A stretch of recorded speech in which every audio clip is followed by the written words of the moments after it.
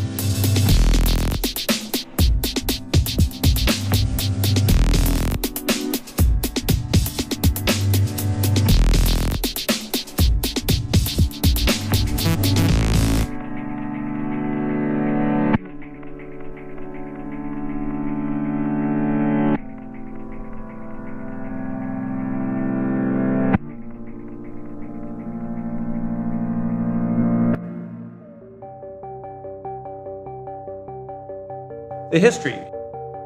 I had been running the dark tangent system. That was the name of my bulletin board systems. The bulletin board was known around the world. We were on international FIDO networks. And in one of those networks, called PlatinumNet out of Canada, was going away. He was shutting it down. I was the biggest node. I had the most users, and I distributed to the United States. And he wanted to throw a party, going away party, for all of his PlatinumNet users. But he didn't want to do it in Canada, and all of his users were in the States. And so we were talking. He says, like, well, you should do it. We should work together. And I said, great, let's do it in Vegas. And that makes the most sense, cheap airfare. And he said, sounds good. And I mean, this happened over the course of less than a week. It was really brief. And then all of a sudden, he disappeared. PlatinumNet went down.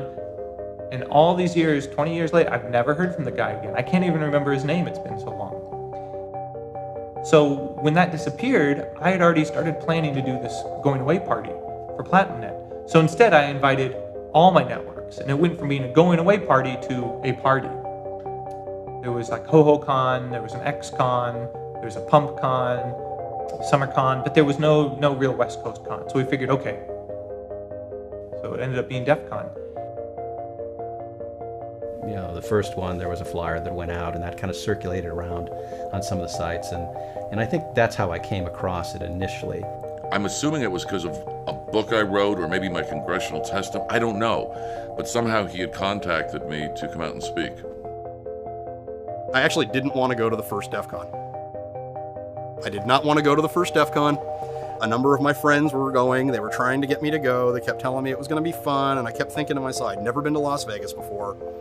And, you know, I used to go to BBS user meets, and, well, a lot of them were pretty lame. And I thought to myself, okay, this is just going to be a BBS user meet in Vegas. Contacted me somehow, said, you want to come out to Vegas? I said, I don't like Vegas. Come out and speak, and there's a bunch of people, Phil Zimmerman and a couple of folks, and DEFCON 1. And I had a blast. I had so much fun. It felt that we were part of something that was really kind of legitimized because there was this event around it. You know, it wasn't just, you know, random people that you might have known or heard, or it wasn't, you know, somebody on the, you know, in the phone freak world, it wasn't somebody on the end of a toll-free loop around that, you know, you called at midnight and, hey, who's there, you know. So I ended up meeting a lot of people, some of whom I'm still friends with to this day, out of all of that. And I remember after the first DEFCON was over, and I was back home and I was decompressing, and somebody wrote me on UUCP in my email, wrote me an email and said, hey, that was great. When are you doing it again? And until I'd gotten that email, I'd never thought of doing it again. And then I thought, you know, I could probably make this better. I could change this, and then that started it. That was all game over from there. It was every year, what can I make better? What went wrong? How do I fix it? And that geek sort of fix-it mentality kicks in, and you're always trying to improve it.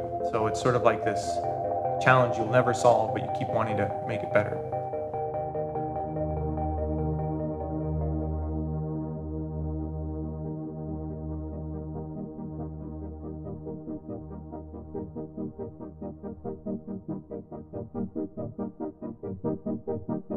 If people missed a few years, their differences between their experiences is going to be pretty radically different. DEFCON 1 was around 100 people, and we expect roughly 15,000 for DEFCON 20.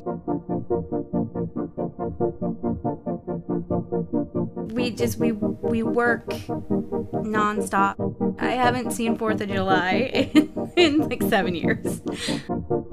It's crazy that DEFCON, as you can label it as a hobby, takes so much time because it seems like pretty much from the moment DEFCON ends until the time that we're spinning it up again, we're busy. You know, technically I retired 2 years ago, but I can't give it up because it's such a part of me. I'm giving back to the same culture that spawned me. DEFCON for the last 10 years especially has been a very big part of my life. It consumes most of my free time.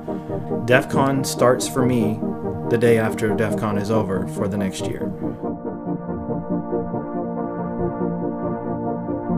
It's going to be amazing. We have so many surprises planned for the attendees. It's going to be remarkable. This is going to be a really, really special year. If you're sleeping, you're doing it wrong. A lot of people who are hardcore DEFCON attendees or staff, they negotiate when they change jobs. That's fine, everything's good, but I need to take, 2 weeks off. I never thought that my party would be a job employment prerequisite.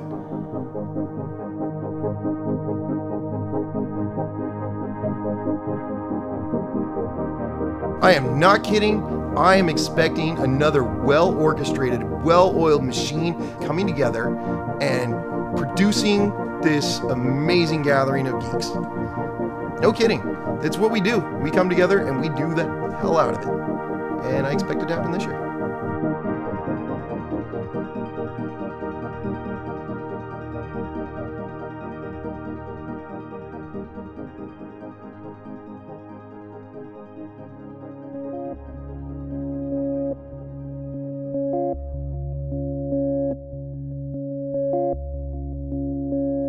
There's absolutely a difference between driving and flying.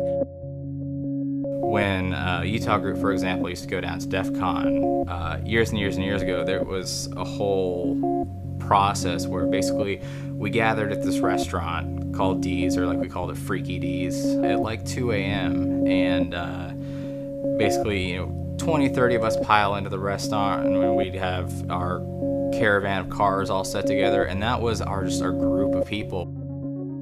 There are some hijinks that I can't even imagine mentioning on a documentary that can happen on a long 9-hour drive from the Denver area to Las Vegas. When you're driving, to get there, especially from the West Coast, you have to drive through the middle of fucking nowhere.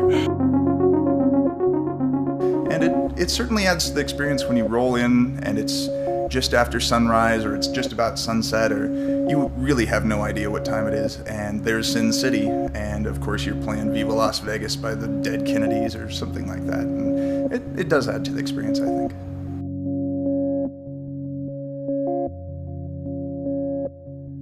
Great job. Actually, here comes the hack bus now, which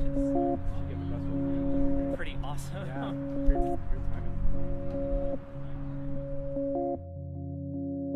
It kind of blows my mind that everyone's so excited about going to a barbecue 6 miles away from the con that they have to rent a taxi for or go to the grocery store and get food for. I don't know, I just feel like the barbecue is this misfit love child of DEFCON, because everyone's like, hey, there's this thing that happens over there and they're grilling alligator and elk and all this crazy meat, and why can't we ever go? Where is it? And that kind of adds to the mystery and the fun of it. Man, did did I never expect that to become something that's like 1,000 people strong now. To me, that shows like an awesome community spirit and effort of, hey, I want to see my friends and I want to hang out with them and I want to, you know, just do something simple like let's eat some food. You know, it's not at the con. There's no crazy music. It's just a barbecue.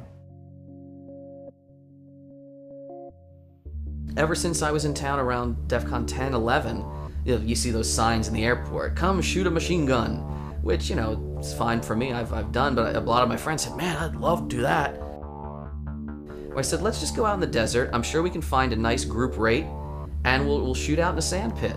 And everyone had a blast, and they said, boy, are you gonna do, this was great, you're gonna do this again?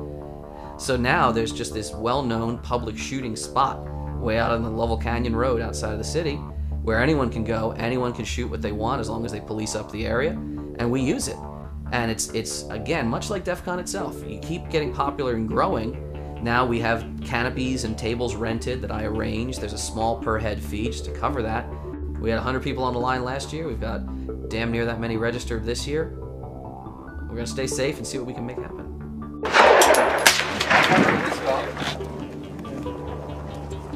Can everyone hear me over the reports over the berm?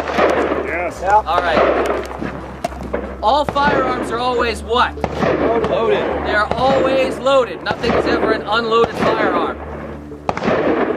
You always point the firearm where? Safe direction. In a safe direction. Target and what's behind it. Yes, the key point, not just being your target, but what is beyond it. The hacker community, you can never put a single hat on anybody, but there's a libertarian undercurrent to a lot of our membership, so being able to just treat guns as, well, that's this piece of equipment. If you use it the right way, it's great. It percolates through most minds.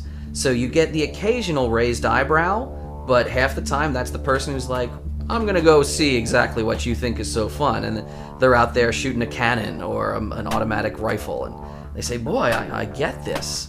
Come on in.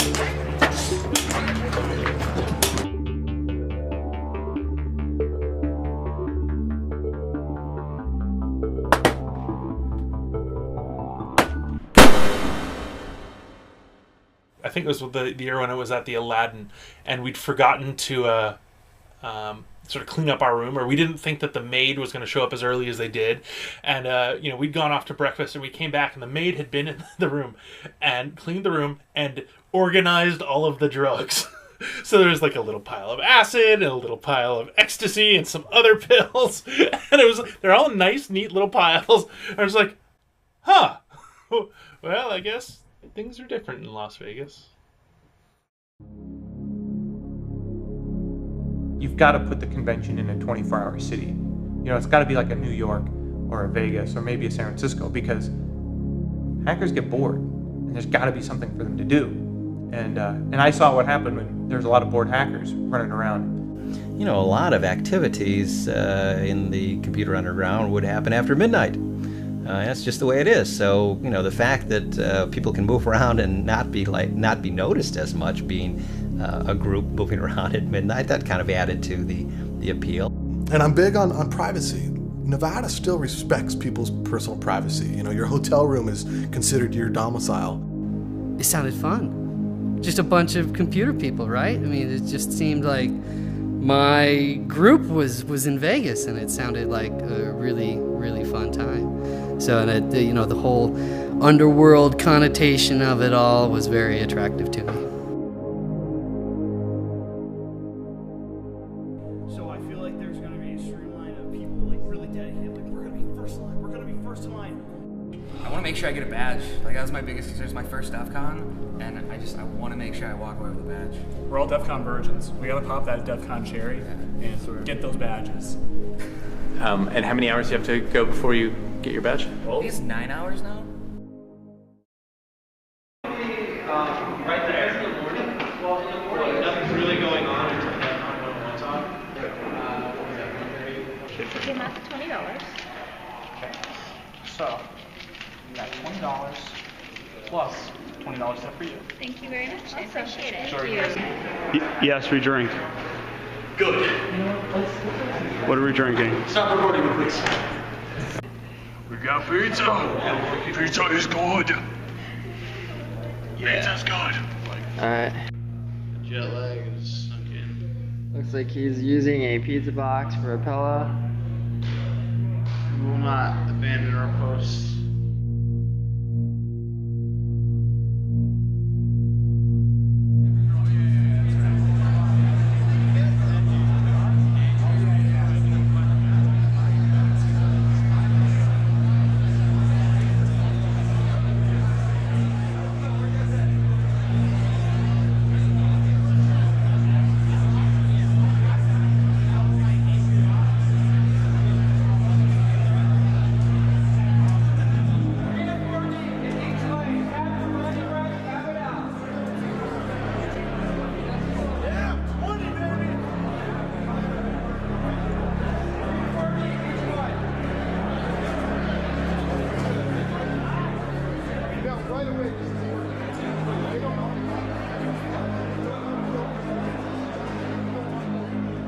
This is my first DEFCON badge.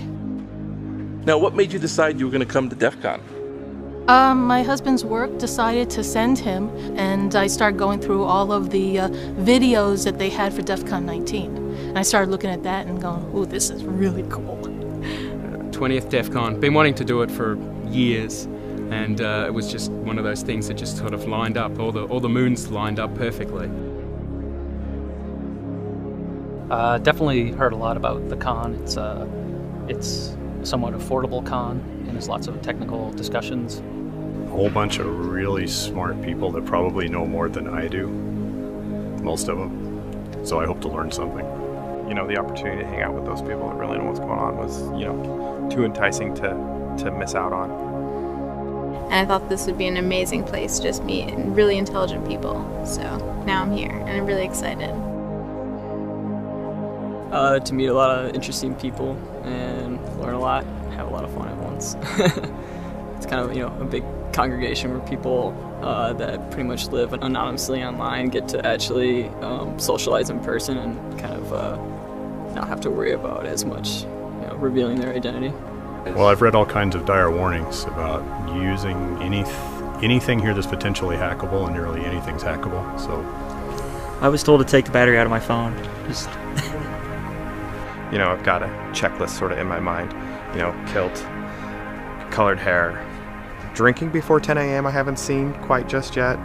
Every single device in the world has some kind of computer in it, and they all have vulnerabilities in one way or another, and this is an information of what those vulnerabilities could be and how to fix them and make them better and improve it for the future.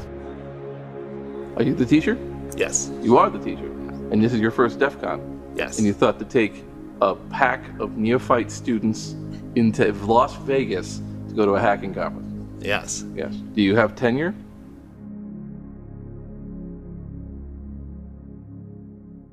Rule number 1, follow the 3-2-1 rule daily. And please bear in mind these are minimums. At a minimum, 3 hours of sleep, 2 meals, 1 shower. By tomorrow afternoon, the pungent and stank aroma of many DEFCON attendees will waft through the air and hit you like a Mack truck. So remember, you plus deodorant equals everybody wins. I, like many people here, will not remember your real name. There are lots of Steves, Jeffs, Chris's, and Bills, but only one, maybe two with your unique handle. Hopefully you've picked a good and unique handle to avoid conflicts in the namespace.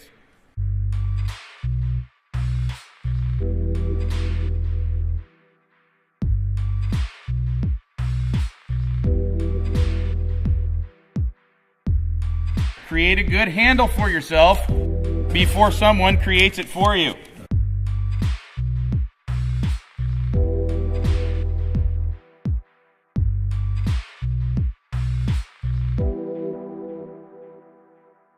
So I've got questions. Who here is from other countries? Wow. That's impressive. Thank you for coming all the way to join us, you guys. That's awesome that you came out. DEFCON is truly an event and a conference where you get out what you put into it. DEFCON is the one time a year where everything that we do year-round actually becomes physical. All these people that you've met in IRC, all these people you've been chatting to, all these people you've been reading their research, following their work, looking at the different things they're publishing, they're here. Walk up to them, tell them that you like their work, buy them a beer. They'll probably be your best friend. It's one of the biggest things about this crowd you've got to really swallow is the fact we are all super, super approachable. You can be a wallflower here and still get a lot out of it, but you're not going to get your 200 bucks worth, frankly. You're going to have to interact, work with people, get to know people, go party with people. If you don't know something, be proud of that. Be like, I don't know this. Can you please teach me? Can you please educate me and train me? This crowd loves spinning people up. Take the time to go in and learn from these people. They're geniuses, truly geniuses, and some of the best in the world in whatever it is that they're presenting or working with. So take advantage of it, you guys, okay? All right, the next rule is one that basically says, the media is not your friend. Don't trust them.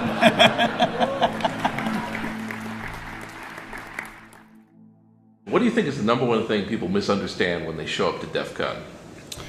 That it's a den of illegal activity and you're going to come learn how to do really neat, illegal black hat. Going to get in trouble if the FBI shows up at your door, and you should show up with your ski mask on just so no one can know your identity. Yeah. What is it actually then? It's a publicly funded private party for a bunch of really cool people.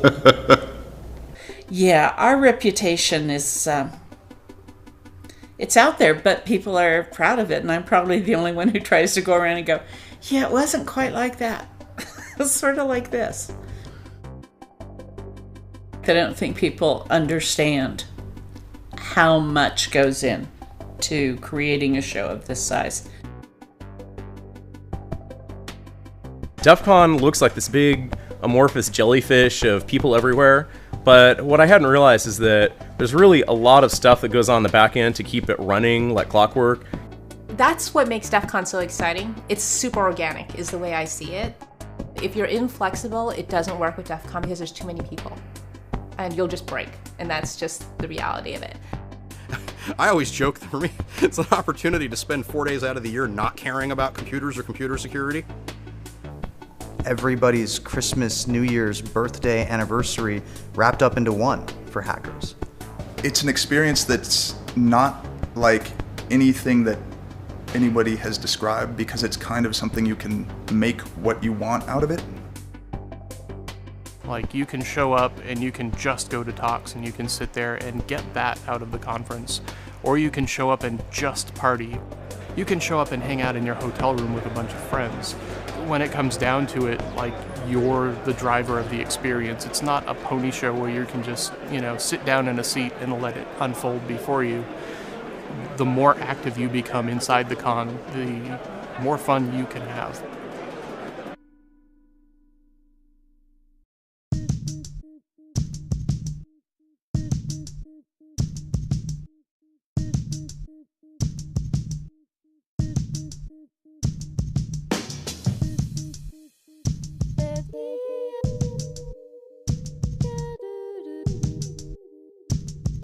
For me, I think it's more social. Mainly for me, it's just a lot of close friends that I get to meet once a year because of the diversity of where they all live in the United States. So this is kind of like a meeting point. Go out there, be social, just run into people and say hi, and just strike up conversation because you will meet interesting people here. It's fantastic. Everybody's friendly. I can sit down, talk to anybody, and I just ask them, what do you do? And they're happy to tell me about what kind of employment they do or the hobbies that they're in, and just striking up conversations. That's my personal favorite. It's a combination of the people who I run into at DEF CON and just sort of the atmosphere. It's like a giant party that doesn't want to end, but there's a lot of really smart people in one place, and it's just, there's really no other place like it.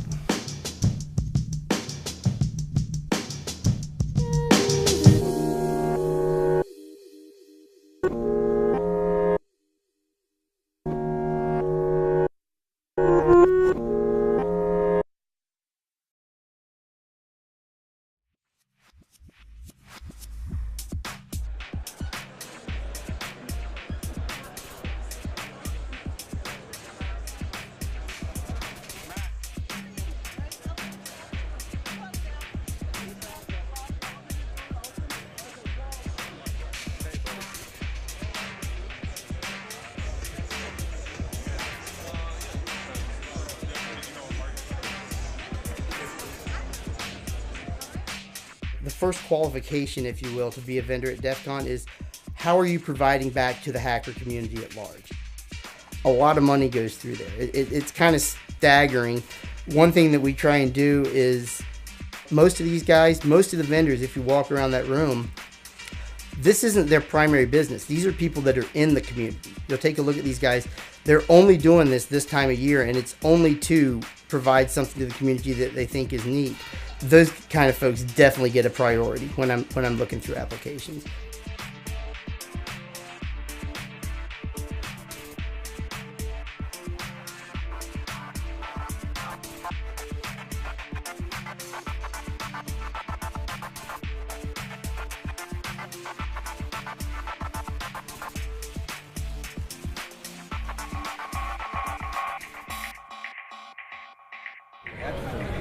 Well, it looks like you're doing things right. Okay, is this on? Yeah. Oh, boy. Okay, so what I've tried to do with the whole hacking community is raise the level of discourse. Like, that's the thing, is like to bring information, make it accessible and widely dispersed at a reasonable price and make people happy. And if I put a smile on their face, it's like, wow, really? That's a great price and I get that too? Yeah, that's good. I don't need every last dollar. You know, what are you going to do with dollars anyway? They're just numbers. Our main job actually is to create mayhem. That's actually what we've been asked by the management, make sure that we create a lot of mayhem. We actually have official DEFCON 8 posters from years ago that we found. So we're not selling them, we're giving them away, but you have to convince us to give you one. And that requires mayhem in the dealer's room of some sort that we don't officially support, but for some reason they end up with a poster. Who knew, right? We are simplewifi.com. We are long-range wireless made easy. We custom make all of our antennas in Miami, Florida.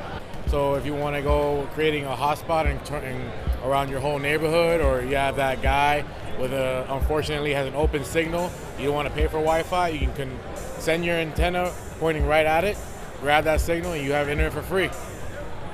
The people that want something one year that you didn't bring invariably won't want it next year. It's like, you know, everyone wanted network cables, or everyone wanted PIN card readers, or prox card readers, or magstripe reader encoder decoders. You know, it varies every year. And then, you know, everyone that like leaves something behind, like, we need a hub, and it's like, okay. I only have 53 tables total that could be sold. Some vendors are getting 2, some vendors are getting 3. So you have to decide what's going to actually provide the most benefit to the attendees. What are they actually going to want to buy? And we certainly have made mistakes in the past. For one thing, I mean, we shouldn't have even called it the vendor area. There were a couple of years, and I can't blame anybody but myself for this, where it should have been called the buy your t-shirts room. The only thing that was for sale in there was t-shirts. You know, you had like 2 hardware vendors and 33 t-shirt vendors. Hackers love their t-shirts. I think, I mean, in a weird way, it's like a way to kind of express your identity. I think we all do that through our shirts. It's a way when you're walking down the hall at DEF CON or any other conference or at work or wherever, for people to kind of get an idea of who you are. So yeah, I mean, the t-shirt aspect of it is certainly important.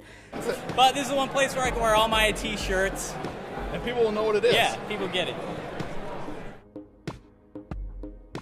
There's something about that, like, cinematic hacker that's both goofy and inspiring, and like, I still play up, there's this mystery around it, oh, spooky hackers, and there's like this dark side to it, and I think I still play that up in the art, that I'm still intrigued, I still don't know all of what's going on, like, I'm a maker, I'm not a hacker.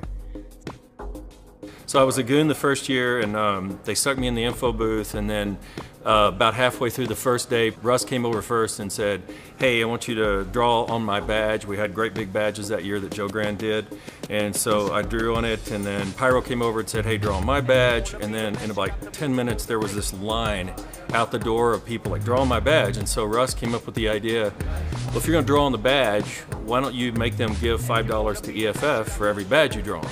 and raising money. So like laptop, I'd charge $20 for EFF, and then it ended up with a pile of money for EFF like the first year. And so then the second year they said, you're not going to be in the info booth, you're going to have a booth and sell art and draw on things for people to raise money for EFF, and that's how that took off. So.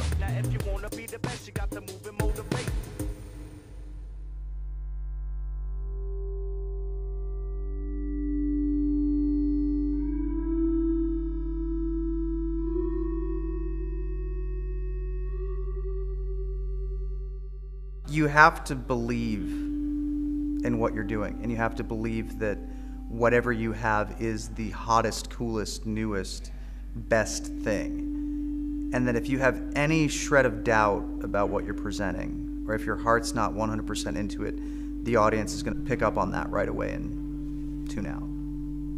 That's the thing. I think the BS filter here at DEF CON is very, very strong. I think the talks and the speeches are absolutely important because it gives the world an opportunity for a very inexpensive price to be able to go learn from the absolute best in the world in this industry about the absolute bleeding cutting edge of technology.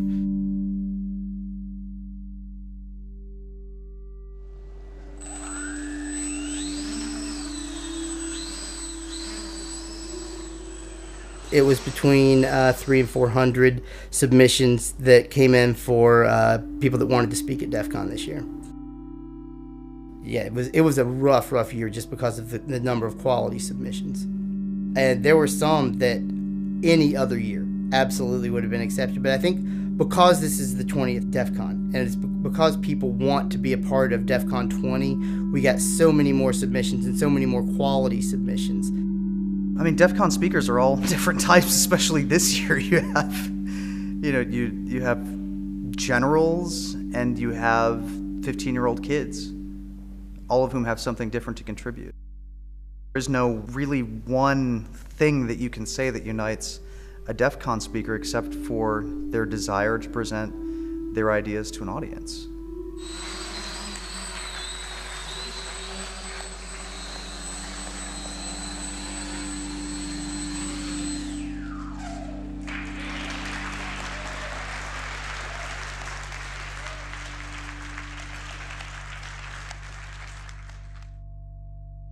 And we've got a really cool VIP this year. Yep. Really cool. They better show up. The big celebrity speaker VIP for this year at DEF CON, the director of the NSA and director of Cyber Command, General Alexander. We've been trying to get somebody from the NSA high level to speak for 10 years. And it just so happens that we finally get somebody, and it just happens to be our 20th year anniversary. So the timing just works out really well. And I know people are going to get all bent and not over it. It's going to be like the love-hate relationship. They're also going to really be interested in what he has to say, and at the same time be really fearful of the NSA. It's a milestone to see someone of his position and level come here and speak about security and hackers and those types of things. Jeff Moss made a valid call, and he kind of said, look, you know, we have to interact with these people, you know. We have the technical skills and they're the ones calling the shots, so we've got to interact with them, and at the end of the day, we've got to educate them, you know. Hello, DEF CON!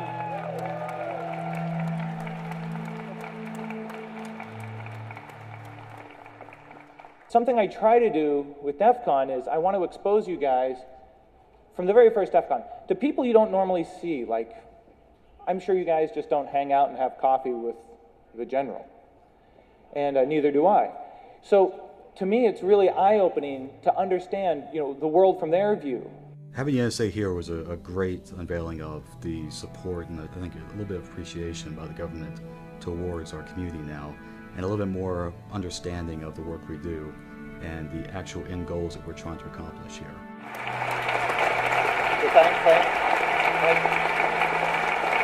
Honor to be here. It's an honor and a privilege to be here. You know, one of the things I want to talk about is the freedom domain, the internet, and what we can all do to work on this. And so I've got about 6 hours of presentation and slides that we'll cut down to some meaningful time for you. I think it's amazing, and DT wouldn't believe you if you could go back in time and tell him 20 years from now you're going to have an NSA general here talking to the group sort of as an ally. Seeing people like General Alexander come down and meet with us hackers, it's just amazing. I've been in the hacking scene for over 25 years now, and I remember the days when we were just considered criminals that no one wanted to integrate with. They didn't understand how a hacking ethos could be applied to things that weren't illegal. And now, this completely legitimizes what we're doing. People want to see what we're doing, they want to hear about what we're doing, and they're realizing that we have a role to play in keeping the world's infrastructure safe and keeping the government safe. That's awesome. And there's a lot of things that are going on here. We can sit on the sidelines and let others who don't understand this space tell us what they're going to do, or we can help by educating and informing them on the best strategy forward that benefits all of us and our nation. And that's the real reason that I came here, to solicit your support. But on the other side, we also have super privacy advocates. You know, the EFF is going to be right there next to them, and they're probably in a constant lawsuit with the NSA. You know, so try to represent both sides. I mean, they're the ones that have been out there and helping when people try and do crazy laws that you know, they don't really understand the implications of. You know, the EFF will step up and try and, you know, right the ship and make things good for everyone, and we like to support them. And what I'm trying to do when I have these speakers is I'm trying to expose the audience to people they wouldn't normally come in contact with. It's not just always fun and games hacking a system. There's a bigger world out there, and you're playing a part in it, and a very important part. And if I didn't, I kind of think I'd be doing a disservice. It would be sort of like intentionally, I don't know, not aiming as high. So if you don't like that speaker, don't go to that talk. And I think when you bring in not only our great talent here, but those of our allies, I think that's absolutely superb. All right, that brings this session to a close, so let's have a round of applause for General Alexander.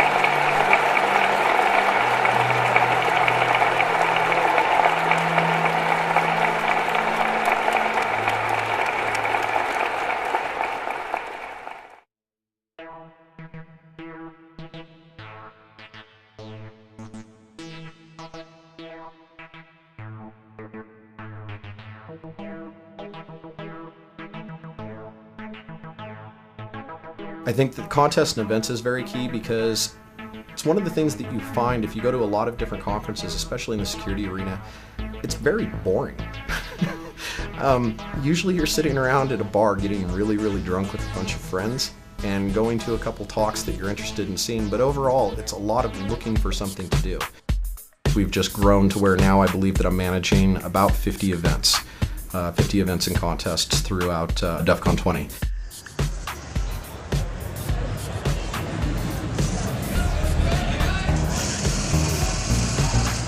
What's going on?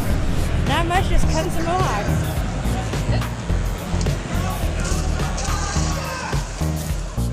It just started out as shenanigans with like drunk people in bathrooms at DEFCON. But people started giving us money. I started telling them to donate to the EFF, and so people told me that I should make it official because it became tradition.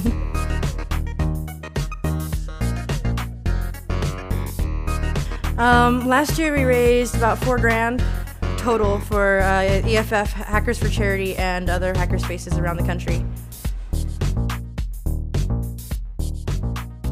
I've been growing my hair out for 2 years. It was difficult for the girl because she's about this tall and she had to stand up on a chair to actually finish it all. This year we have a goal because last year he shook on it. DT will be getting a mohawk this year if he likes it or not.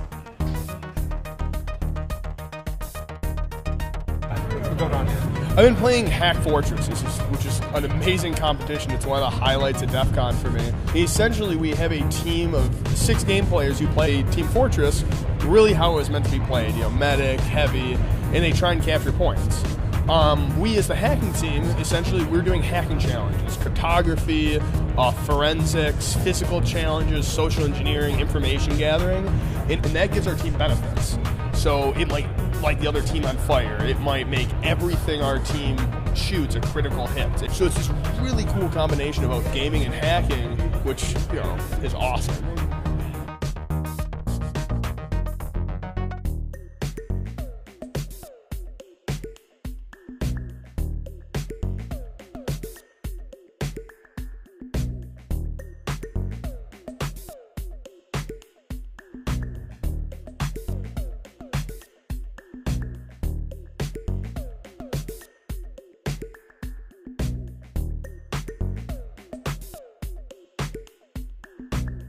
Now you've got an objective here.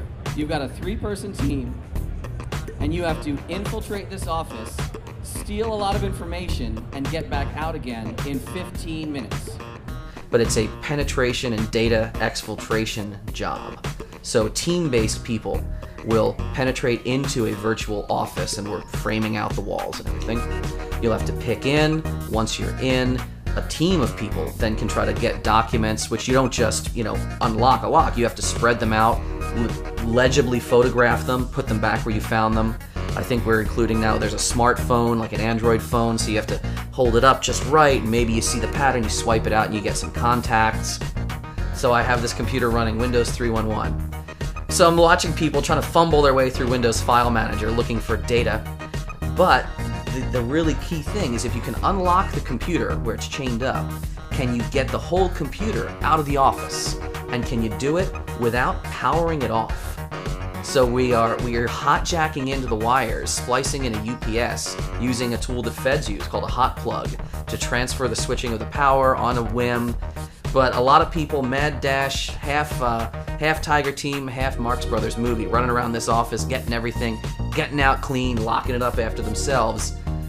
Yeah, I can see a lot of us who used to be the guy who would maybe get drunk and worry about being arrested. Now we all have jobs where we do this professionally and get paid for it. Reset to the score.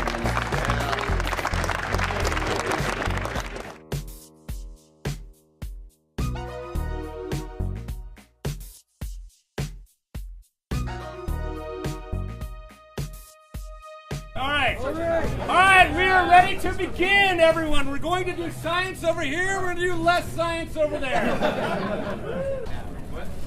These teams are tasked with cooling a beer to exactly 42 degrees, which is ridiculous. But people came through. People came through in amazing ways that I never expected. This year, I took away all the restrictions about what you can and can't do. And I said, you have to get it to exactly 42 degrees.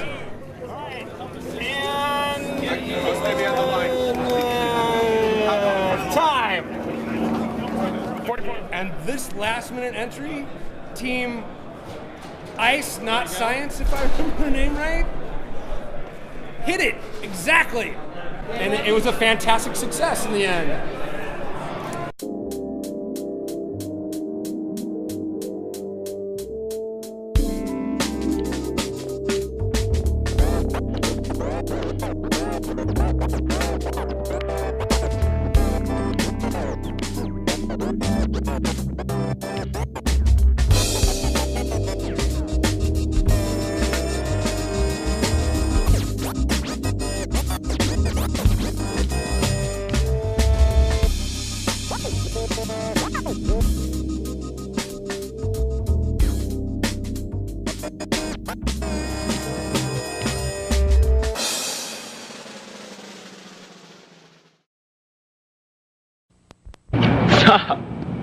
This is Shiznez live from DEFCON in the beautiful city of Las Vegas. Behind me you can see the skyline. It's a rooftop! Look, it's a rooftop! Over to your right, if Dave can get it. There we go. There's the mountains. There's the Alexis Park.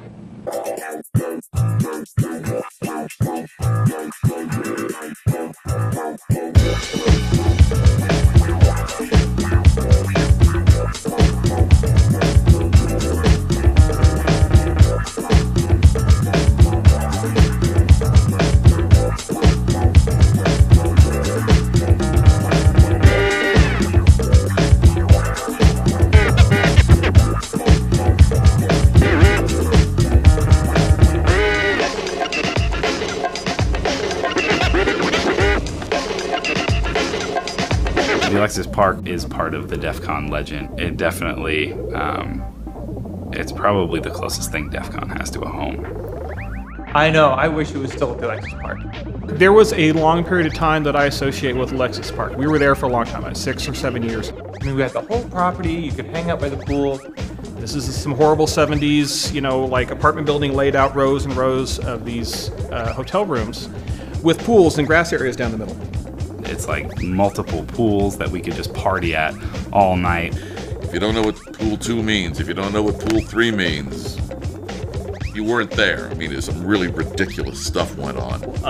Pool 2 and Pool 3 were just sort of like these nexuses of activity and energy.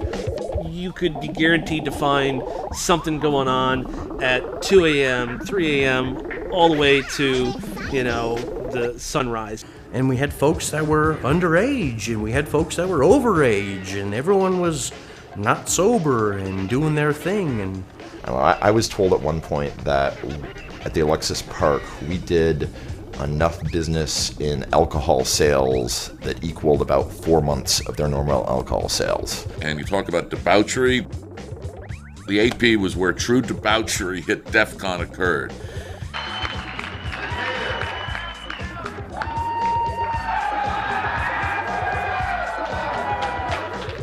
And at the time, the hotel owners, they were all right. They were all right. They had the attitude of, you know what, you can trash our hotel if you want. You can pay for it. But you're going to, you know, but at the end of the day, we'll take your money. They weren't as concerned about the lights around the pool getting destroyed and things of that nature, so it was a little bit easier to deal with, you know, destruction in that way. I go to check in, and they hand me a list with check-in. They're like, okay, let me explain this to you. And it's a list of all of the objects in your room at the Alexis Park with a dollar amount next to it. If you would like to destroy this object in your room, this is how much it will cost you.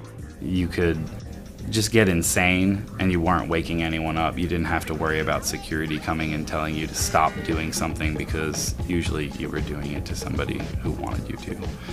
The Alexis Park, we were much more hands-on because they didn't have the security staff that a casino does.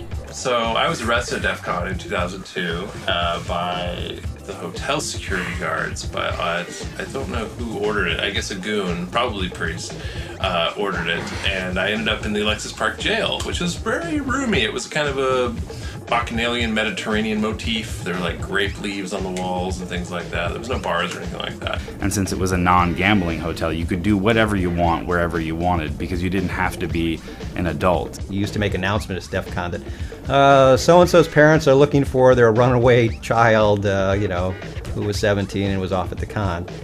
It was a different experience. Everybody says, I wish it was the Alexis Park again. Oh, I wish we were back at the Alexis Park.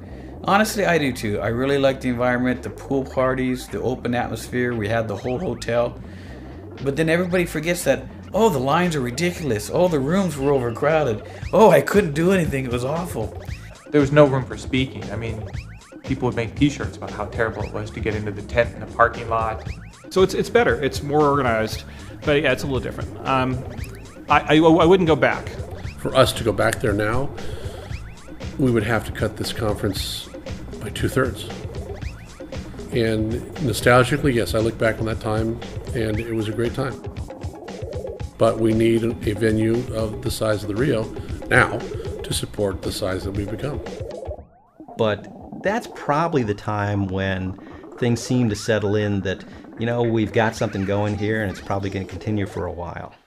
Well, that's one of the things. I mean, obviously the Alexis Park is near and dear to a lot of people because this is, you know, how many years have we been away from the Alexis Park? And still, every year, somebody drives over there, walks into the front of the hotel, and steals the giant floor mat in the front and brings it back to con.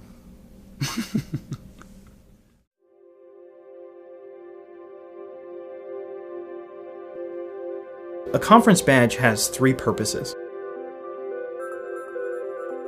The first purpose is to show that you've paid for the conference. It's a security token.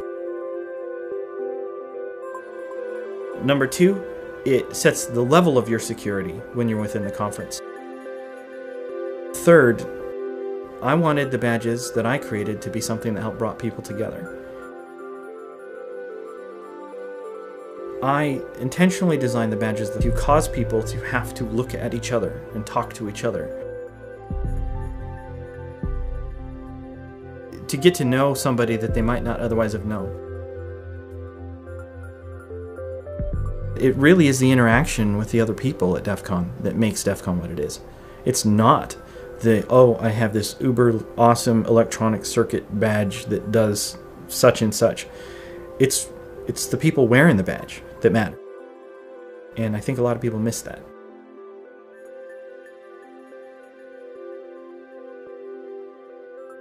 The years where we've had an electronic badge, people show up wanting to do something with this awesome little piece of tech that they were just given for their entry fee. This is we're helping. This is like an open badge solder session. We're helping people complete adding the connectors to their badges. We're not doing it for them. We're assisting them and letting them do it themselves, because that way they learn how to solder. So far, no one's done anything that hasn't been able to be fixed. So it's more of a just learning and community learning project, I guess, of just doing the badges. Yes, first DEF CON, first time soldering. A lot of firsts this weekend. I really like to help other people just get better at what they do, or to find an inspiration, something they're passionate about. And I like to help them progress along that path. Pretty much 90% of the people here have never soldered in their life. This is their first time, and that's the goal. If people introduce people, hey, it's not that scary, it's okay. We're here to guide you, and maybe you'll do it in the future. If not, you know you've done it. So it's one of those skills you'll have. I know a lot of guys who are like collecting badge firmwares and flashing stuff and have no idea what they're supposed to be solving. Usually the only people who are really getting it are sequestered in their hotel room, just going crazy on it. There's some people that counterfeit the badges every year. And we try to make the badges hard to counterfeit, and there's some people that spend a lot of time counterfeiting the badges. And I think that's cool. If you can counterfeit the badge and you can get past guards repeatedly, good for you. You probably deserve to get in, right? That's what a hacking convention is all about. If you're good enough to fool everybody, you put more energy into hacking that badge than we did probably in producing it. So good for you. They had the smiley face, skull and crossbones, the basic logo for the con. And I think their first design flaw was same PCB board, different colors. So you had people that went out and spray painted them and things like that. Well, the absolute worst thing to do is to step into the goon sock with your cute little red badge and claim that you're a goon, because we all know who we are. And once the door closes, you're ours.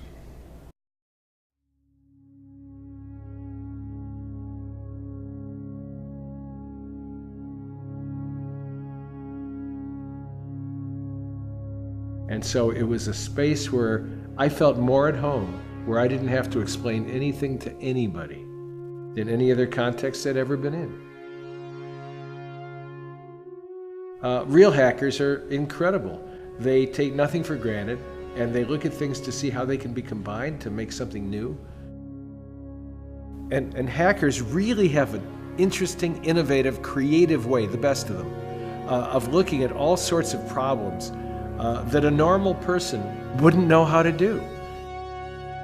And being fearless in the face of ambiguity, holding multiple representations of reality simultaneously in your mind, even though they may be contradictory and conflicting, and holding them there lightly while you explore which ones are a best fit for now to the sensory data coming into society. You know, Feynman, great physicist, he said, the interesting fact is the anomalous fact. Emphasize both fact and anomaly, because it says there's a whole cornerstone here of another way of looking at things that we're missing. Well, that's what hackers are looking for, and that's why I've taken to it so, because the edge, where new realities are appearing and normals don't see them at first, but hackers are looking for them. They're kind of the little homunculus inside the machine. When I come here, I don't have to explain anything to anybody. I don't have to back up and explain my point of view or my point of reference or why I said what I said or what was ironic or what was meant straight up, because people just kind of get it. And that's a terrific thing.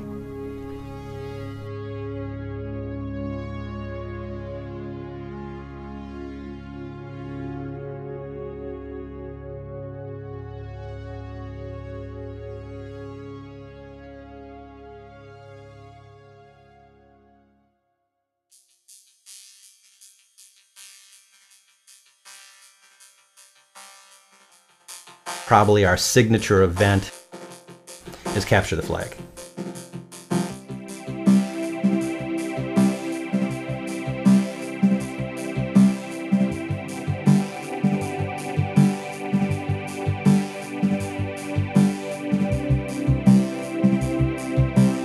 When you go to DEFCON and walk through the Capture the Flag area, you're seeing some of the best teams that are out there. Where this is the Wimbledon, this is the place around the world where it all comes together. What strikes me isn't even in the room, it's the fact that there were a couple thousand people competing around the world to get into that room. Some of those guys who travel from like South Korea or the Middle East to do the CTF, they came thousands of miles and are not going to sleep for 3 days to participate in one game at one event that happens once a year. And that's what amazes me. It's about a bunch of different teams getting together on a big network trying to steal each other's stuff, in essence. So it's worth coming once to see it. Capture the Flag has been there since the beginning, and really from a hacker perspective is the type of thing of what you think of, hey, how do I take over this guy's computer? Don't miss any con where you can sit down with a laptop and make the network work and start breaking things.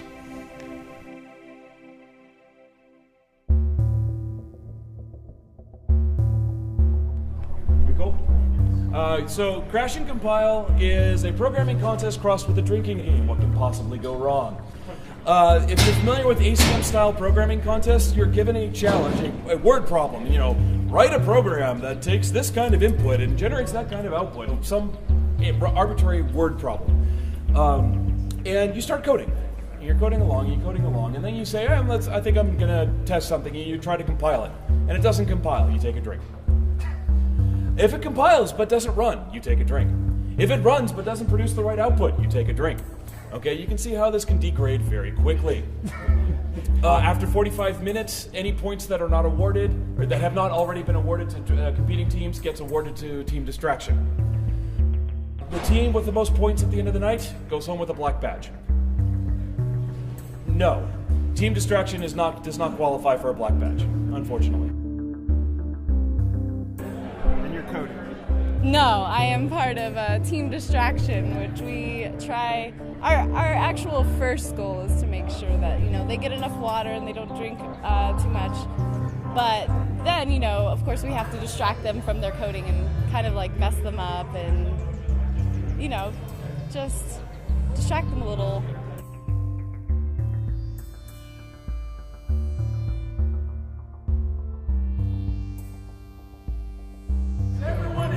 Beer. Yes. Yeah, let's rephrase that. Who doesn't have a beer?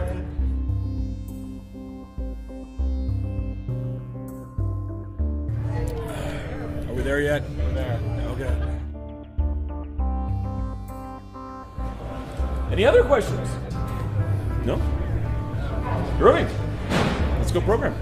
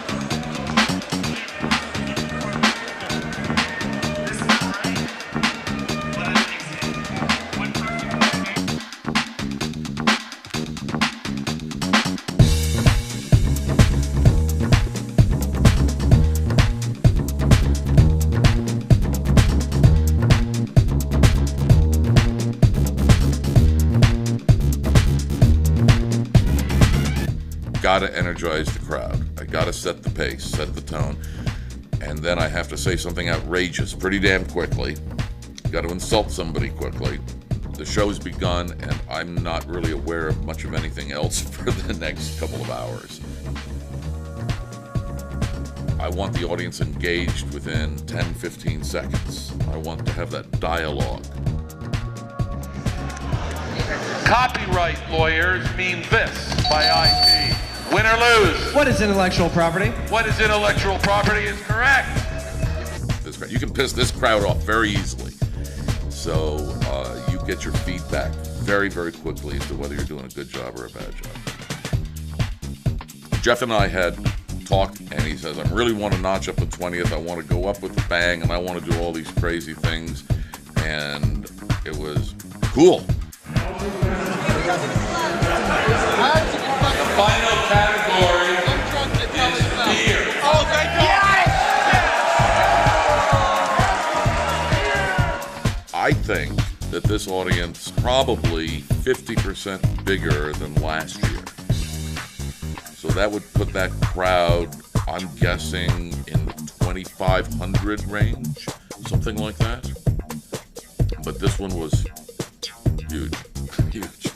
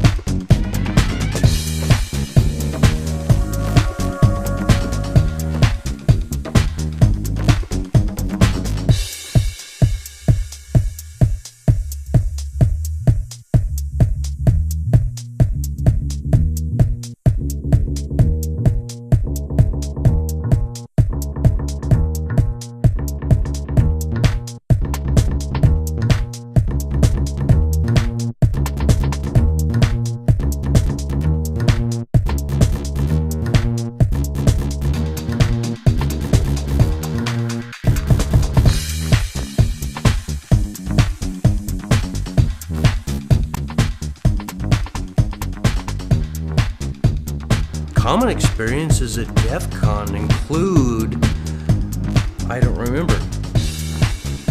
Meaning that if you have a good con, you probably have no recollection of what actually happened.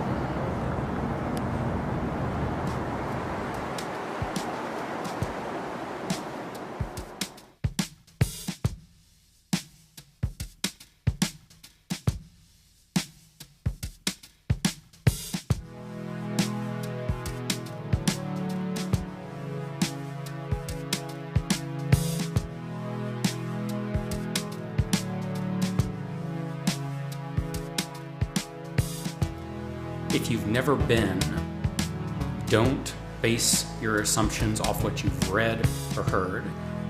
At this point especially, DEFCON is something that you just have to experience. DEFCON is not a convention, it's a meta convention. That there's so many smaller events, gatherings, meetups, projects, that it's become a group of other smaller conferences. There are other aspects, other facets of the con that are completely different than what you have heard, thought of, expect, or even dreamt or possible. These people you've known from internet stuff, only through that. And you come from a small town, right? You don't know anybody into this weird stuff you're into. And you go to DEFCON, and that's where you meet the people, right? And it's beautiful, and just hanging out, the conversations. It's the place. DEFCON is the place.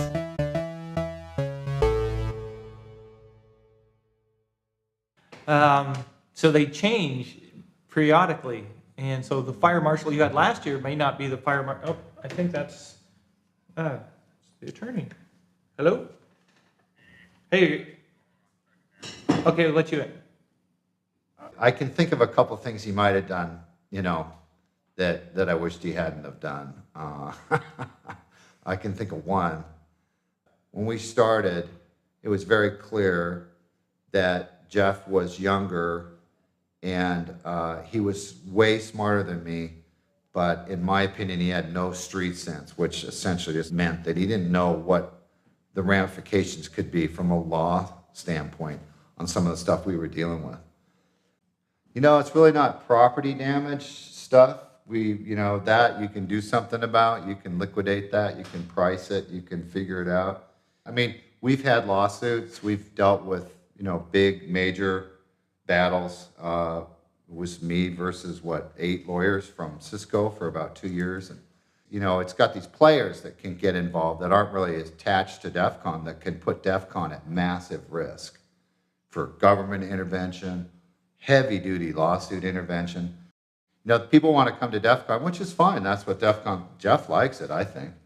They come to DEFCON and they're like, hey, man, I want to step on the toes of fill in the blank for Mondo, Master of the Universe, aggressive company. I want to come to DEFCON and piss them off. What do you think? And, it certainly isn't boring when somebody says, yeah, I'm going to shut down, huge corporation X. So there's problems the public knows about, and then there's problems that never see the light of day, or hopefully never see the light of day. And so we've had a little bit on both sides. Nearly dodged lawsuits, those kinds of things. We had one at the Alexis Park where there was a federal grand jury we heard about that was investigating DEFCON, and they were asking for all the room reservation and credit card info on everybody who attended DEFCON. And luckily, we are cash only, so there's no records to seize from us. So as the organization, we were fine, but the hotel and the vendors in the area, I guess they were getting their records taken, seized, and they're performing some investigation. In the end, nothing came of it. The grand jury, as far as I know, never did anything with it. But that's one of those things where, for years, I was telling people, there's a reason why you don't process credit cards and keep records. And after years of doing that, I was vindicated in my paranoia, because that would have been a huge legal battle to deal with all of that, to try to turn it over, not turn it over. So there's battles like that never see the light of day. And this is the first time I've ever actually talked about it. Describe Jeff Moss. Describe Jeff Moss. Oh. Jeff is a friend. He's an interesting guy. He travels a lot. He's very intelligent. Jeff's awesome. He is legitimately a good person. He's absolutely brilliant. And in my opinion, if we didn't have Jeff, this community and this culture would have never grown to what it is. Without Jeff, DEFCON would have never made it this far. I believe that without DEFCON goons, it also would have never made it this far. But Jeff is a glue. He's the glue that brought us this far. This grew from a very small conference where the staff was equal to or more than the attendees to a crowd that regularly, we've had to move venues every couple of years because we keep growing so much. Yet that continual continuity and the spirit of DEFCON, if you will, is maintained because of Jeff. He's overly concerned about what the DEFCON attendees think about the conference. He wants them to have a good experience. He really does. Jeff cares about DEFCON so much. He's a bit shy, as I'm sure everybody has gotten to figure out over the years. It's difficult to get a hold of him sometimes at DEFCON and difficult to grab him.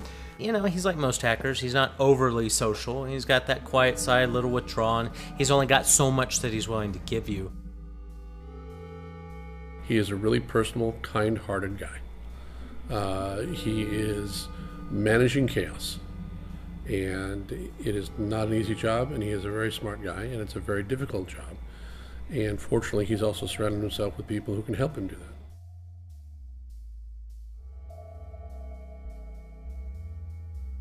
In the early days, there wasn't a formal structure. Kind of in the beginning, we all were kind of security goons to a certain extent. And whether it was official or unofficial, there was a group of people that kind of helped keep control of what was going on. And it wasn't really until later years that, as the attendance went up, that we had to deal with more formal roles. Rule number 4, do listen to the goons. If a red shirt tells you to do something, do it. The goons aren't trying to ruin your fun. They're just trying to make DEF CON an enjoyable experience for everyone. I mean, without the goons, I think there's a lot of things that would just fall apart really fast. And they have in the past. It may have been after DEFCON 9. It was really a rough year. I don't exactly remember why, but we had growth spurts. Where at the Alexis Park, they're physically breaking up fights. They're picking drunks up out of the rose bushes. They're doing CPR on people. The goons at the early Alexis Park days that everybody misses were actually goons. There have been some serious cardiac events that I participated in, but we have had no deaths. We were really beat up after 9, and we had discussions then as you know, should we call it quits at 10? We've had a good run, 10 years, that's substantial. Maybe we'll do one more and see how we feel. And, we did 10, and 10 turned out to be pretty good, and thankfully we didn't quit. All of the various teams have kind of occurred organically. There's a lot of compartmentalization that I don't think people realize. Everyone has their own responsibilities that they're dealing with. We've spent a lot of time over the last year setting up for this convention. It is truly a labor of love. We're all volunteers. We don't do this for glory. We don't do this for anything other than we want you guys to have a good time here. When I'm not at DEF CON, we're talking about DEF CON the entire year. We're planning for DEF CON. We're thinking about DEF CON. We're telling DEF CON stories because we live it. We love it. You don't become a goon, you're born a goon. The joke is that we work for shirts. We get a couple of shirts to go and work for 12-hour days plus at DEF CON, plus all the volunteer time throughout the rest of the year. A couple of our guys have worn pedometers over the years, and the average shift is between 15 and 25 miles. So we tend to, especially newer people, we tell them to wear, the right footwear. Make sure you always have water on you. Never walk into a situation where you don't have a plan.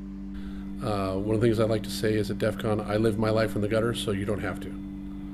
But you're right, things that people don't see, that's our DEF CON. That's the Security Goons DEF CON. I'm glad to do anything I can for my fellow goons, anytime, any day.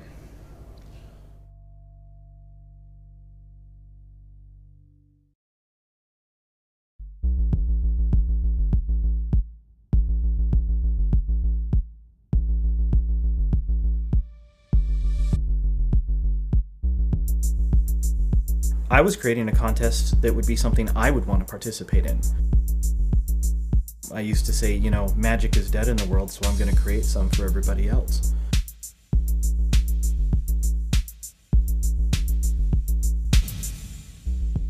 I have to design cryptography and puzzles for an incredibly brilliant audience that is designed to be solved in 3 days. That's been not too easy, not too hard. So now that became my personal contest. My challenge to myself is, how do I continue to entertain some of the smartest people in the world and keep their brains occupied for 3 days when a lot of them are smarter than I am and can figure this stuff out?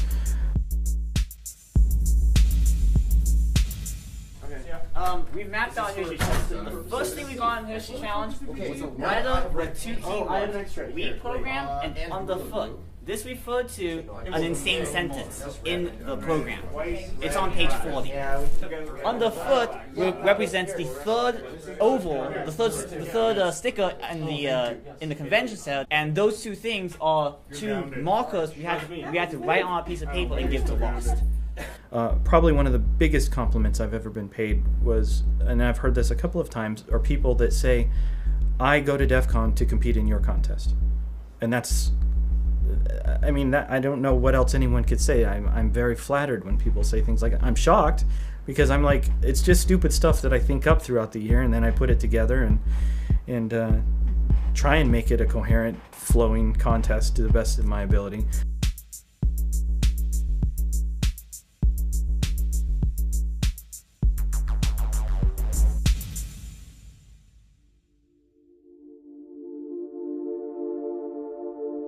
We're inside the Lockpick Village at DEFCON 20.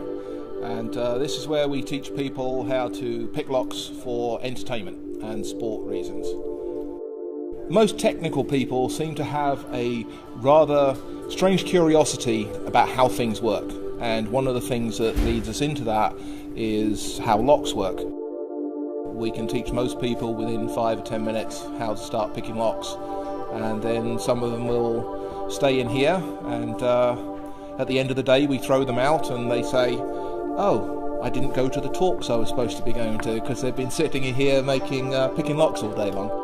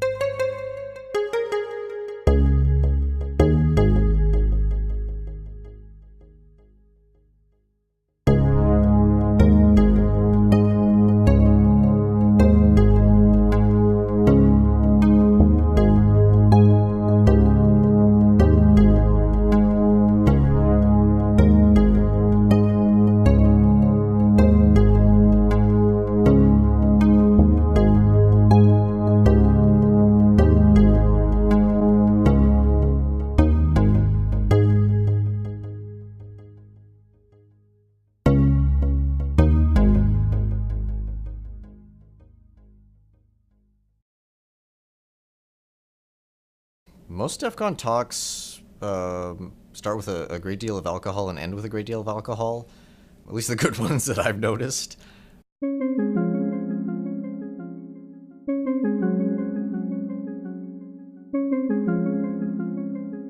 The aircraft tracking stuff came out of the fact that I bought an app for a couple of bucks that allowed me to point my cell phone at the contrail, look at the information that was for that particular flight was overlaid on the camera.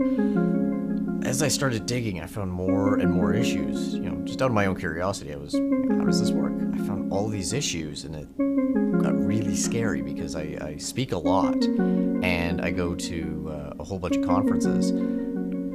You know, this stuff can start getting really dangerous. So I was thinking, okay, this, even if I don't have all the answers, I need to get this answer out.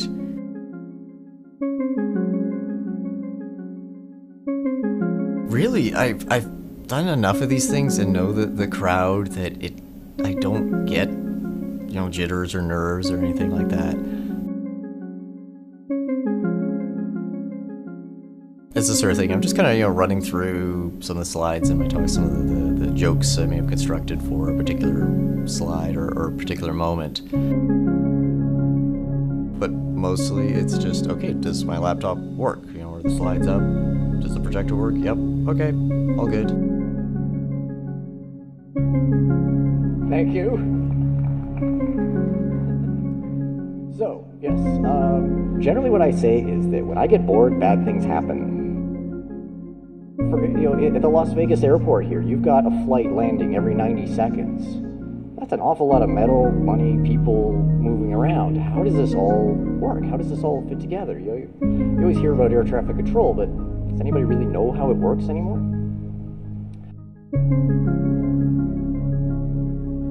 I think that the audience is looking to learn something new. They're looking for an entertaining discussion on interesting technologies that at the end of the day are kind of important. So increasingly my talks have gone into, why is the internet such an insecure place? What do we have to do? Not in theory, not to satisfy academic stuff, but like real world, what do we need to change to make this thing secure? All year, all my best research comes here. All year I work on, you know, what am I going to bring to DEF CON for the next year? What am I going to do for this particular event? Because it's where it began for me. My career started because I started speaking out here in Vegas and started coming out to DEF CON and showing off these toys. I'll be honest, a lot of my talks have had nothing to do with security. It's just like, yo, look what I can make that thing do. The presentation was just facilitating, a dialogue with this industry, because unfortunately when something like, a major vulnerability in air traffic control, there's no phone number to call in for that and say, hey, can we talk about this? That doesn't exist. It was the first time I dealt with something that was really serious. The entire talk was theory. I had no facilities to actually test anything, in a real world scenario, because obviously I don't want to be screwing with a plane while in flight.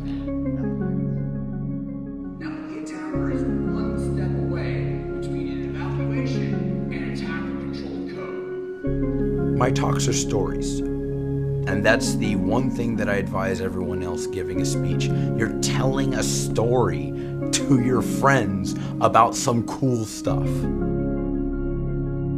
I have hundreds of hours of research that I have to tie together into a coherent explanation of the world.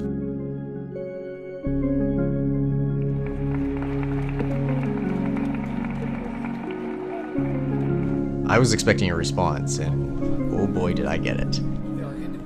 I was talking to people from major airlines, people working for airplane manufacturers, air traffic controllers, trainers. I've got a pocket full of business cards after this that I have to go through.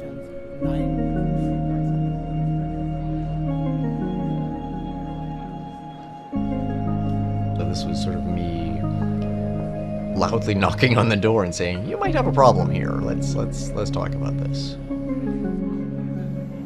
Over the years, I've gotten relatively high profile, and I am very happy and honored for all the obligations that come along with being a high profile individual, but I do miss being able to just wander through the crowds and see cool stuff and watch cool talks. I got a lot of stuff I've got to do. There's a lot of obligations. I'm not complaining. This is a tremendous amount of fun that I get to have. Build all these crazy toys and fill Penn and Teller and show them off.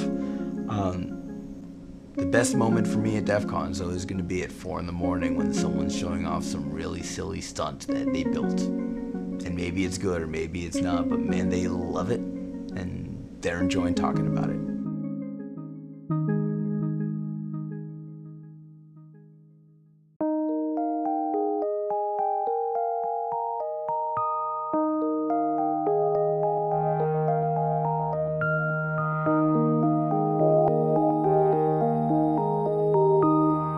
The community has matured from DEFCON 4 and 5 dramatically. When I was coming to DEFCON 4 and DEFCON 5 and seeing people in an official capacity, I'm now seeing them bring their children, and in some cases their grandchildren, to DEFCON 20. I say, great, bring your kids to DEFCON, because there's no better community to have your kids around than the people that go to DEFCON. There's every opportunity for them to learn something. And as long as you're a good parent, as long as you're a good hacker, anything that they see or experience, you can lead them on that path. Yep, so this is plastic. So this is just a long string of plastic, so it goes into this. This thing melts, there's a little heater in here that melts it, and then squirts it out as the machine, it's like toothpaste. This is the second time for DEFCON Kids and the second time that I've been involved. And DEFCON Kids last year sort of just was a smaller way to try to get kids and their parents involved in the hacker community and basically teach kids about lockpicking and soldering and hardware hacking and privacy issues and law enforcement issues, just all of these things that kids don't normally learn in school.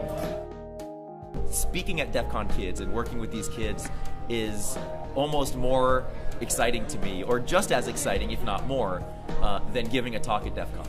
and having an opportunity to directly influence these kids. I mean, it's like an immediate, you can see in their eyes just this immediate understanding of once you show them something, they get it. And I mean, that could change their life. I would like to start, programming. Like, I would like to start learning the languages that they mention. For example, I'd like to start learning Python. What we're thinking of doing is adding some little extra pieces onto here and solder those on and make some other cool like programming with the light and make a cool little light show. The kids love all these speakers and like they're the best speakers, and I couldn't believe that DEFCON kids had the same top speakers addressing our children. The people who are supportive, helpful, and just want the kids to gain this love of what they're passionate about and sharing it with the world, and it's wonderful. This is kind of like, for the kids, it's really inspired them to get involved in the hacking community and start doing some things. So, we've had the privilege to hear from some really great guys, and the kids are excited to go back and start doing things. It's been a lot of fun so far. Even though it's only day one, and I think we have about 4 or 5 hours of sleep, it's been awesome. Well, most interested, I think, is hacking. I kind of want to be a hacker when I get older, I would definitely call myself a hacker. So this is the year that your eldest goes to DEFCON,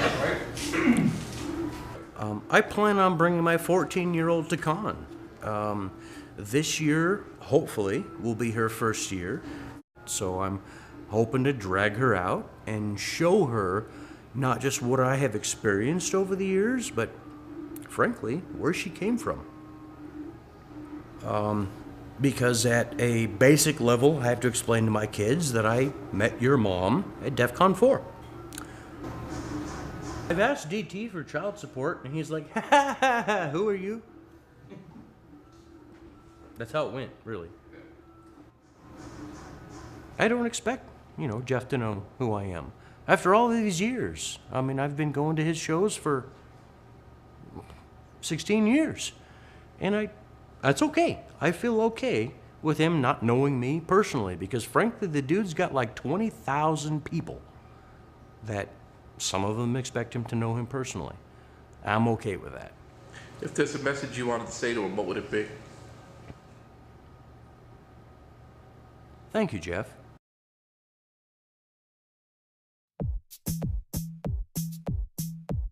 After Capture the Flag, I thought the scavenger hunt kind of embodied the hacker spirit the most.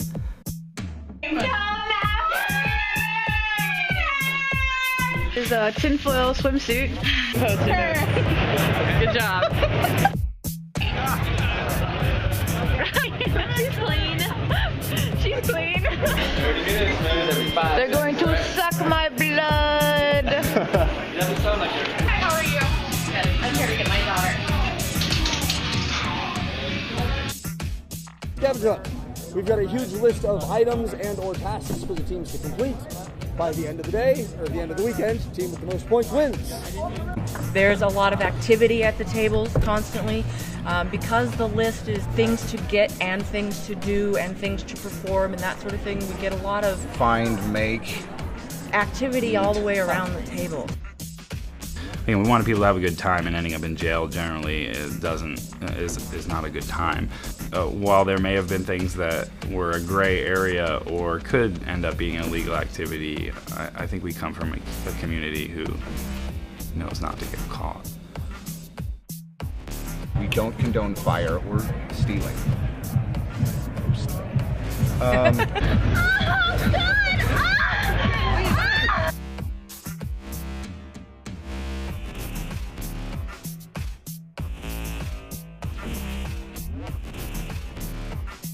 And I don't know how someone sourced it or found it, but the head of a cow.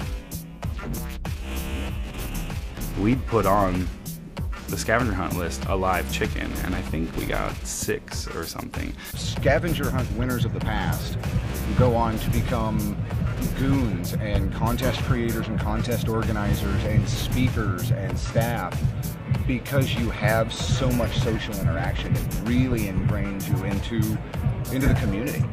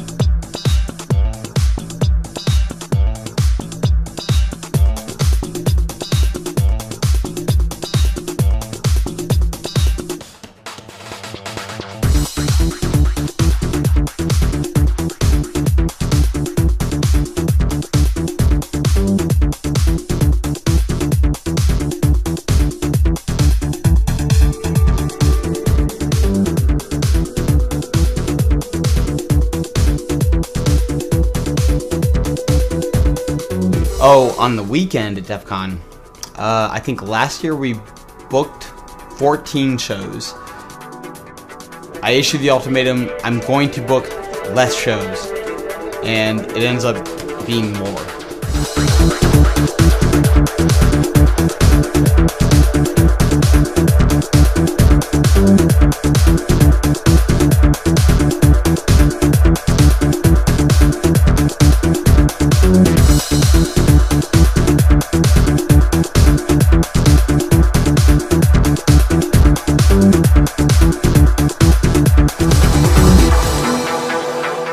The thing about DEF CON that I find incredibly fascinating is that, yeah, a lot of these basement dwelling, like, you know, guys are just like basically getting the tan off of a LCD monitor, party the hardest out of anybody I've ever met.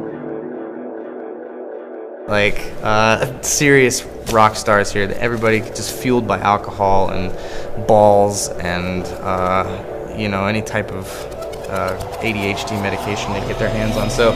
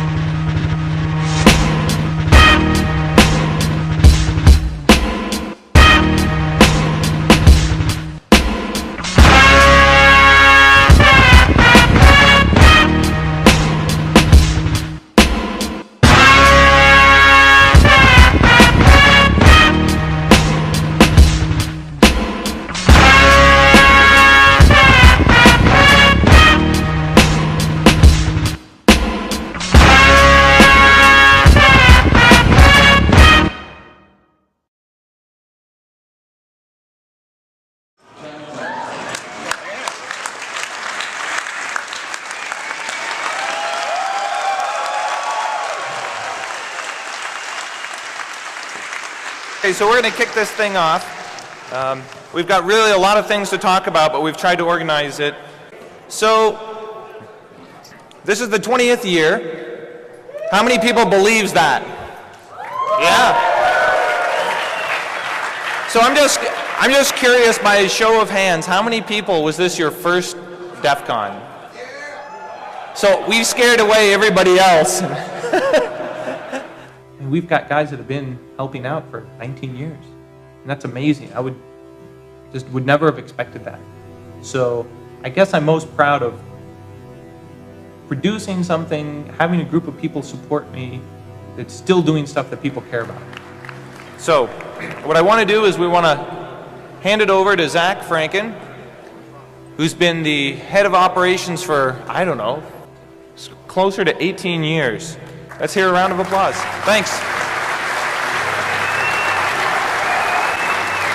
Thank you, DEFCON 20.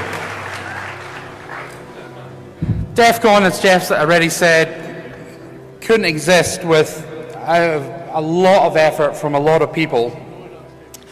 And in the early years, I used to name them all, but now there's 300 of them. I've trimmed it slightly. So, while DEFCON is running, basically, I'm almost certainly not having a good time. Mainly because I just run around and put out fires. And of course, my friend Jeff, who threw this shindig 20 years ago. I can't believe it's still fucking going, but it is. I can't believe there's so many people here that had a great time. And most of all, thanks to you. It's you guys that make DEFCON. Thank you so much.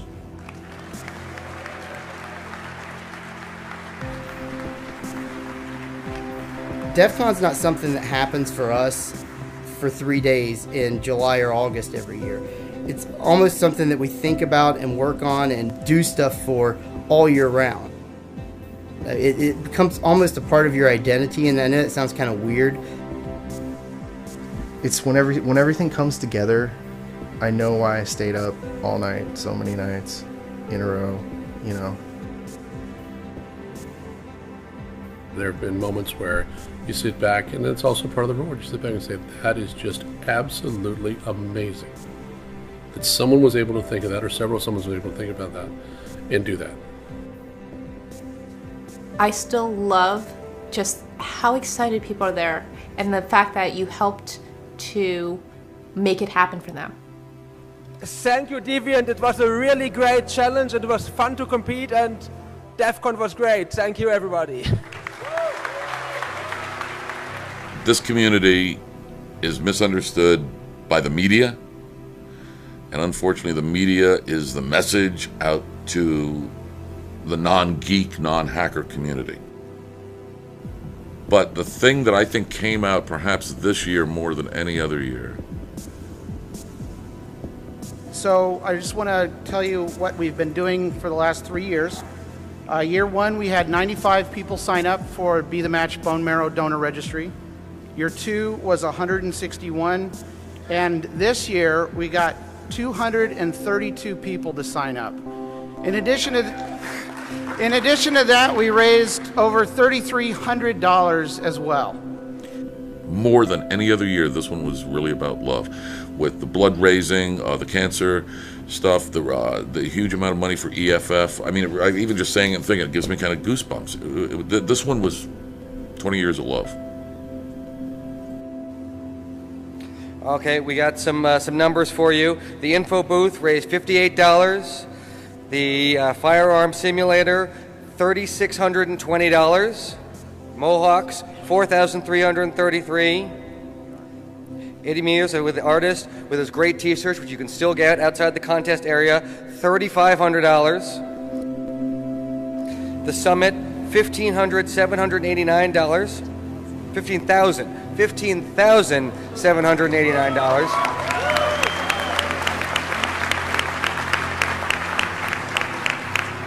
And Hacker Jeopardy for a total of $30,380. So thank you very much. So I'm going to go over here. So you have to understand, he's made this promise for, what, 3 years in a row now? This is beautiful. We've been waiting for this. Time for Jeff to get his hawk.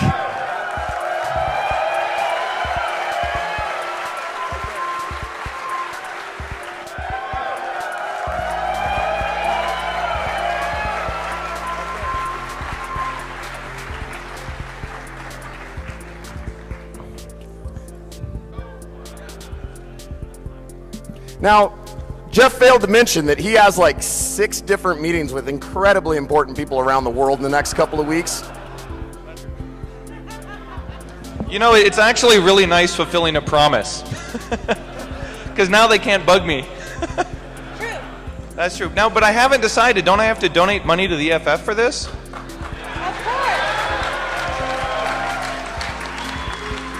course. I was thinking maybe $10,000.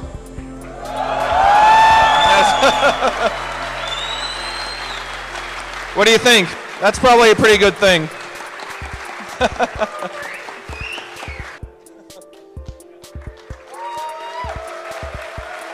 Thank you very much. See you next year. Woo!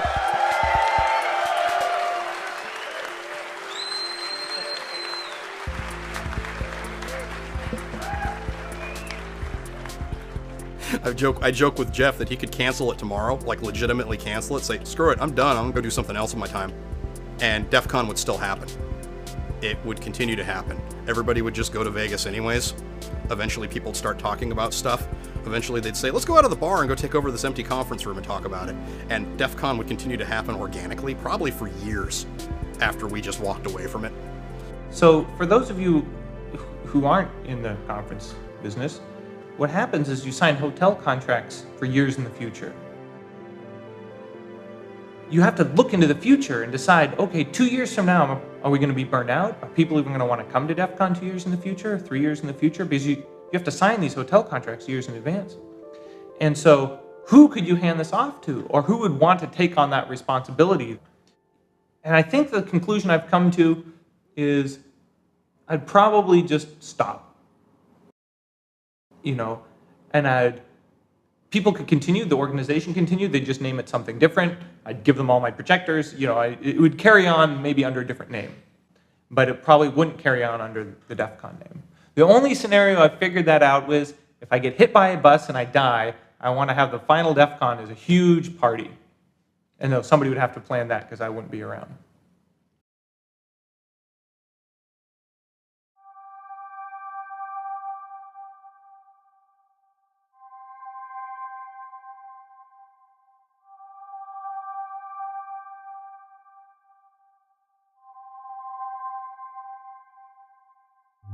I don't know why. Every year, honestly, every year after DEF CON, I think half the senior staff says never again.